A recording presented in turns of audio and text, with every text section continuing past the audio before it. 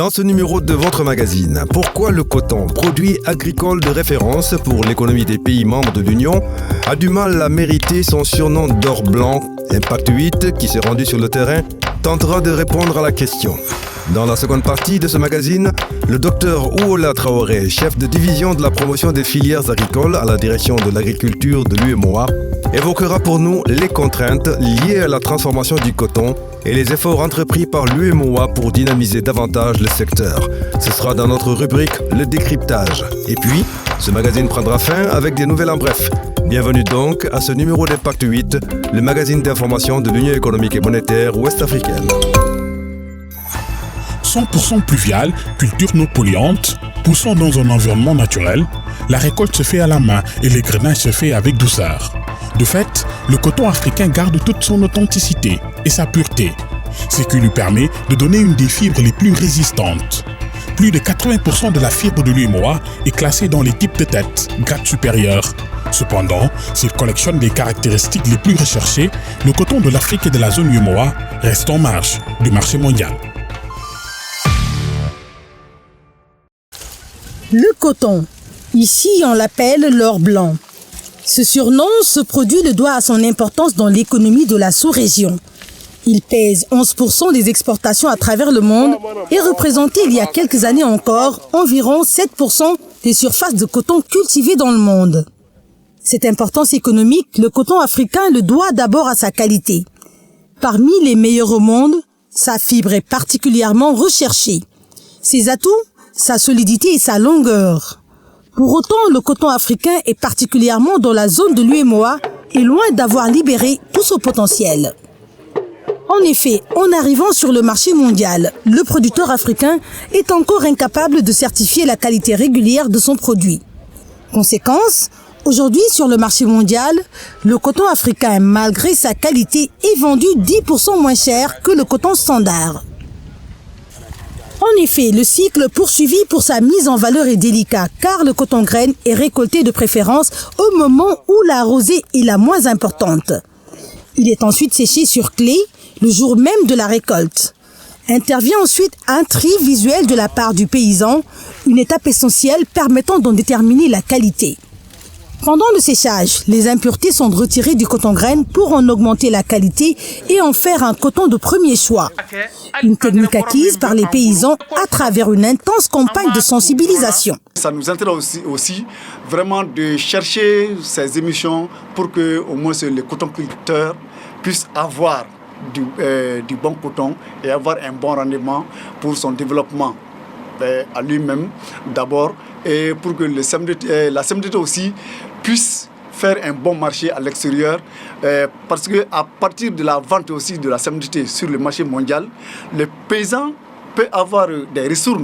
Mieux structurer la filière, sensibiliser les paysans et intensifier la recherche aussi bien au niveau des États qu'au niveau des organisations de coopération sous-régionale, la filière doit relever de gros défis pour améliorer son niveau de compétitivité.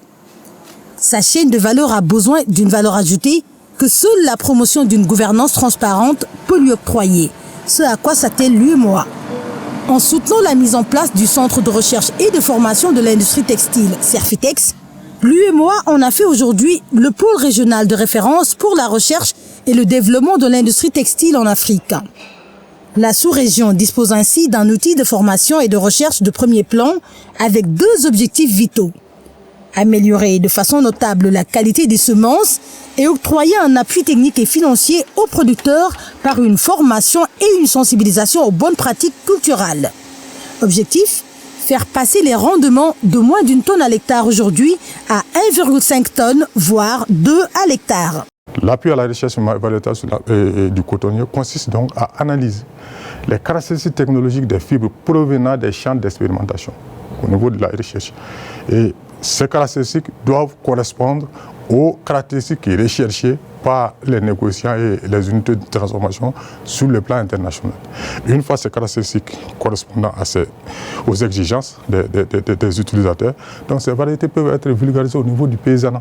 Du semis au traitement des champs, en passant par la récolte, le stockage, le classement, l'emballage et la manutention, toutes les mesures sont prises pour réduire à zéro la contamination du coton graine et de la fibre de coton. Il s'agit d'obtenir une meilleure compétitivité sur la récolte effectuée manuellement qui permet d'éliminer les corps étrangers et les autres impuretés. Tous les acteurs de la filière ont été largement sensibilisés et font de la qualité leur priorité. À l'ouverture des capsules, pour avoir du coton de bonne qualité, du coton non souillé, nous commandons des paniers et des sacs en coton. Tout cela pour garantir la qualité du coton, pour ne pas souiller notre coton. Et également pour déposer le coton, on essaie quand même de nettoyer le champ. Et la partie qui va recevoir le tas de coton, on cherche le sable de rigole pour éviter que le coton se colle au sol. Aujourd'hui, l'une des dernières grandes faiblesses de la filière coton réside dans l'absence d'une industrie de transformation performante. L'avenir, c'est quoi? C'est d'essayer d'exporter moins à l'étranger et de booster la transformation locale. Et si la transformation locale n'est pas boostée et qu'on fait qu'exporter, d'abord, on ne peut pas créer des emplois. Non seulement on ne peut pas créer des emplois, mais on est tributaire de l'exportation parce que si demain, les cours de coton chutent ou ils ne veulent plus de coton, donc ça répercute sur l'agriculteur. Alors que si nous transformons sur place, qu'on peut absorber une certaine consommation de notre coton, ça permet à l'agriculteur aussi d'avoir une valeur ajoutée et aussi ça permet à l'agriculteur de comprendre aussi qu'au fait, ce qu'il fait, il donne du travail à ses frères. Mais pour l'instant, on a beaucoup privilégié l'export que la transformation locale. Mais je pense que les pays, ils ont tous compris qu'il faut booster, il faut aller vers la transformation sur place de notre coton. En 2016, sur 46 usines de filature fonctionnelles dans l'espace UEMOA, une dizaine étaient en état de marche, ne valorisant que 2% seulement de la fibre de coton produite dans la sous-région. Une manière pour l'UEMOA d'assister à l'exportation de la valeur ajoutée liée à la transformation de l'or blanc africain, empêchant ainsi le produit de révéler tout son potentiel.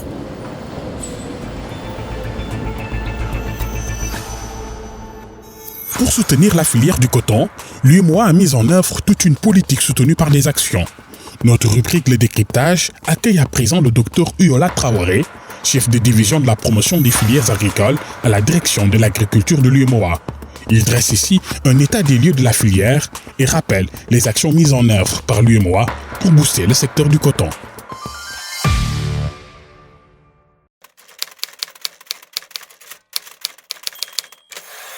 Pour les prévisions pour la campagne cotonnière 2019-2020, nous plafonnons toujours autour de 2 400 000 tonnes de coton-graines. Donc vous voyez que c'est une filière qui est stratégique, une filière qui est importante et je dirais qui se porte bien en termes de production, même s'il y a des problèmes au niveau de la filière, mais en tout cas elle se porte bien. C'est une filière stratégique qui permet de procurer des revenus au niveau de notre espace communautaire. Donc nous allons parler plus de... C'est ce qui explique aussi l'importance pour cette filière au niveau de la commission de l'UEMOA.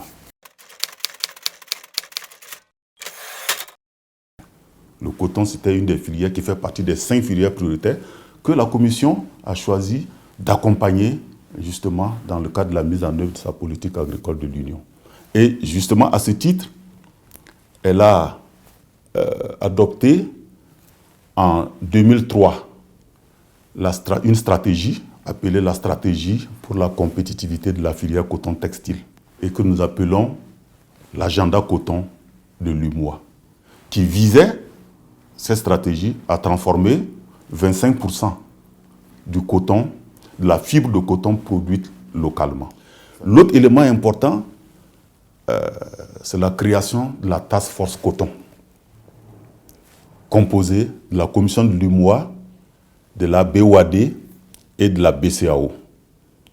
Évidemment, c'est pour faire le plaidoyer auprès des États, auprès des différents partenaires techniques et financiers, pour accompagner les efforts qui sont mis en œuvre pour améliorer le taux de transformation justement de la fibre qui est produite dans notre espace communautaire.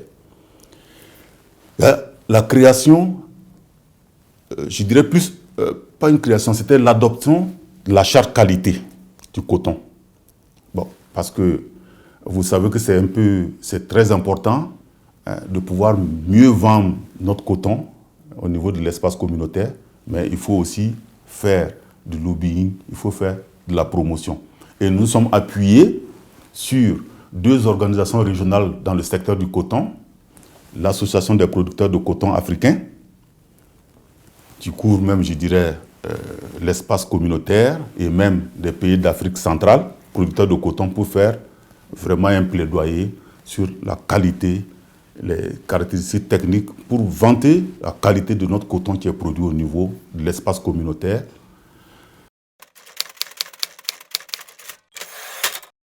Il y a aussi la mobilisation de ressources que nous avons faite auprès de la Banque africaine de développement, qui avait appuyé la commission de l'UMOA pour mettre en œuvre le projet d'appui à la filière coton textile qu'on appelle le PAFICOT, mais qui avait concerné les pays du C4, de l'initiative sectorielle en faveur du coton, le Bénin, le Burkina Faso, le Mali et le Tchad. Nous avons mobilisation de fonds à travers aussi un partenaire technique qui est l'Union européenne.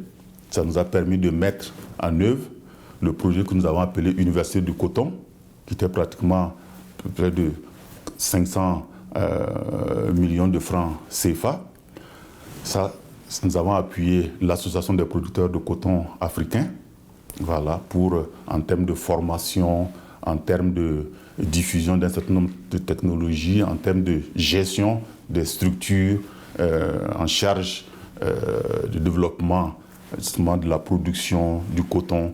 Nous avons aussi l'USAID, voilà, qui accompagne aussi la commission de l'UMOA pour mettre en œuvre justement nos stratégies autour du coton. Pour terminer ce magazine, voici quelques nouvelles en bref. Les perspectives sont favorables pour les programmes pluriannuels de convergence, de stabilité, de croissance et de solidarité pour les États membres au titre de la période 2020-2024. C'est le constat fait par le Conseil des ministres de l'Union qui vient de se retrouver à Dakar. En effet, selon ces programmes, les conditions de convergence de l'Union seraient réunies en 2019. Et si ces performances se maintiennent, les conditions d'accès à la phase de stabilité seraient remplies à partir de 2021. Le Conseil a par conséquent adopté les décisions relatives aux 10 programmes en invitant les États membres à mettre effectivement en œuvre les recommandations formulées notamment en renforçant l'environnement sécuritaire et en maintenant la consolidation budgétaire. Vous pouvez consulter le dernier rapport semestriel d'exécution de la surveillance multilatérale sur le site www.luemoa.int.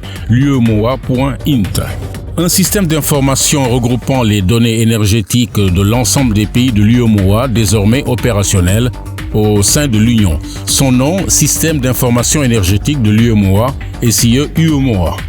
Son but, stocker des données communes permettant de connaître la situation globale de l'énergie telle que la production, la consommation, l'approvisionnement ou encore les sources d'énergie dans les pays membres. Le SIE-UEMOA se veut un outil de planification stratégique, fonctionnel et pérenne pour les pays de l'Union. Il devrait permettre à la Commission de suivre en temps réel l'évolution des statistiques énergétiques dans les 8 pays membres. Impact 8 prend fin.